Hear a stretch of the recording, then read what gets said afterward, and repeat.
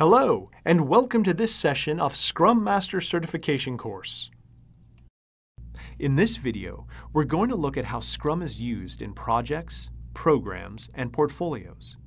Before we start, we need to have a clear idea about these three terms. Let's go through them one by one. First, we have the project. A project is nothing but a collaborative enterprise to either create new products or services or to deliver results as defined in the project vision statement. Projects are usually impacted by constraints of time, cost, scope, quality, people, and organizational capabilities. So what does a project team do? The objective of the project team is to create deliverables as defined in the prioritized product backlog. Next, we have programs. A program is a group of related projects with the objective of delivering business outcomes as defined in the program vision statement. Here we find the prioritized program backlog, which incorporates the prioritized product backlogs for all the projects in the program. And finally, we have the portfolio, which is a group of related programs with the objective of delivering business outcomes as defined in the portfolio vision statement. The prioritized portfolio backlog incorporates the prioritized program backlogs for all the programs in the portfolio. Let me show you an example to illustrate this. Take the case of a construction company. Here, the project is construction of a house, and the program is a construction of a housing complex. So what will the portfolio be? That's right, all the housing projects of the company. Another example could be an aerospace organization. Here, the project is building the launch vehicle. The program is a successful launch of a satellite, and the portfolio will be all the active satellite programs. And here's one final example. Consider an information technology company, an IT company. What is the project, program, and portfolio here? The project can be the development of a shopping cart module. So the program will be the development of a fully functional e-commerce website. Here, the portfolio will be all the websites developed by the company so far. Now that you're clear on the definitions, let's begin with how Scrum is applied in projects. Since Scrum favors small teams, one may think that this method can only be used on small projects, but this isn't the case at all. Scrum can also be used effectively on large-scale projects. When more than 10 people are required to carry out the work, multiple Scrum teams may be formed. The project team consists of multiple Scrum teams working together to create deliverables and product releases so as to achieve the outcomes desired for the overall project. Since a project can have multiple Scrum teams working in parallel, coordination between different teams becomes important. The Scrum teams usually communicate and coordinate with each other in a variety of ways, but the most common approach is known as a Scrum of Scrums meeting, or SOS. Members representing each Scrum team come together to discuss progress and issues to coordinate activities between teams. These meetings are similar in format to the daily stand-up meetings. However, the frequency of the Scrum of Scrums could be at predetermined intervals or coordinated as required by the different Scrum teams. Let's have a closer look at this concept. A Scrum of Scrums meeting is an important element when scaling Scrum to large projects. Typically, there's one representative in the meeting from each Scrum team, usually the Scrum Master. But it's also common for anyone from the Scrum team to attend the meeting if required. This meeting is usually facilitated by the Chief Scrum Master and is intended to focus on areas of coordination and integration between the different Scrum teams. This meeting is conducted at predetermined intervals or when required by the Scrum teams. In organizations that have several Scrum teams working on portions of a project simultaneously, the SOS meeting can be scaled up another level to what is referred to as the Scrum of Scrums meeting. In this situation, an SOS meeting is held to coordinate each group of Scrum teams working on portions of a related project, and then a Scrum of Scrums meeting may be held to coordinate and integrate projects at a higher level.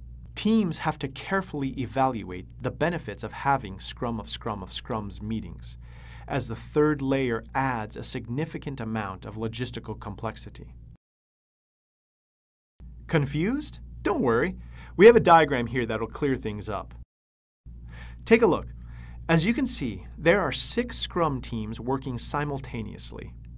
Scrum teams A, B, and C are working on portions of a related project, while Scrum teams D, E, and F are working on portions of another related project. A Scrum of Scrums meeting is held to coordinate the interdependencies between the related projects. A Scrum of Scrums meeting may then be conducted to coordinate and manage dependencies across all the projects. Now let's move on to see how Scrum is applied in programs and portfolios. In programs, the important roles are the program product owner, who defines the strategic objectives and priorities for the program, and the program Scrum Master, who solves problems, removes impediments, and facilitates and conducts meetings for the program. These roles are similar to those of the product owner and Scrum Master, except that they meet the needs of their program or business unit rather than those of the single Scrum team. Similarly in portfolios, the important roles for managing Scrum portfolios are the portfolio product owner, who defines the strategic objectives and priorities for the portfolio, and the portfolio Scrum Master, who solves problems, removes impediments, facilitates, and conducts meetings for the portfolio. The needs and structure of each organization are different. It's the responsibility of the Scrum guidance body to scrutinize the organization at different levels to understand and define the appropriate application of Scrum, and to act as a consulting body for everyone working on the project, program, or portfolio. To get a better understanding, take a few minutes to look at this diagram. It illustrates how Scrum can be used across the organization for portfolios, programs, or projects. Now let's discuss what happens when Scrum is applied to manage projects within the context of a program or portfolio. Here, it's strongly recommended that the general principles of Scrum presented in this publication are adhered to. It's understood, though, that in order to accommodate the overall program or portfolio activities and interdependencies, minor adjustments to the set of tools, as well as the organizational structure, may be required. Portfolios and programs have separate teams with different sets of objectives. Program management teams aim to deliver capabilities and realize certain goals that contribute towards the achievement of specific program objectives. In contrast, the portfolio team has to balance the objectives of various programs to achieve the strategic objectives of the organization as a whole. Here, we have to see how communication is managed with program and portfolio teams. The problems and issues faced when using Scrum within a program or portfolio primarily involve coordination across numerous teams. This can lead to failure if not carefully managed. Tools used for communication need to be scaled to match the requirements of the many teams involved in a program or portfolio. Each Scrum team must address not only internal communications, but also external communications with other teams and the relevant stakeholders of the program or portfolio. We talked about maintaining communication with stakeholders, but how do we maintain stakeholder involvement? Scrum requires complete support from the project stakeholders. The responsibility for keeping stakeholders engaged lies with the product owner. Now I will list out some actions recommended for maintaining stakeholder engagement and support. First is to ensure effective collaboration and stakeholder involvement in the project. Second, continually assess business impact. Next, maintain regular communication with stakeholders. And finally, manage stakeholders' expectations. One key stakeholder is the sponsor, the individual who provides the funding and other resources for a project. Sponsors want to understand the financial bottom line related to a product or service and are typically more concerned with the final outcomes rather than with individual tasks.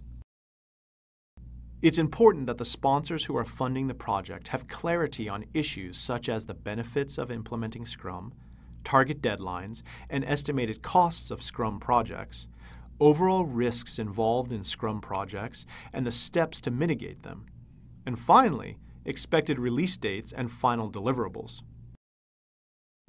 So now you have an idea of how Scrum is applied in projects, programs, and portfolios.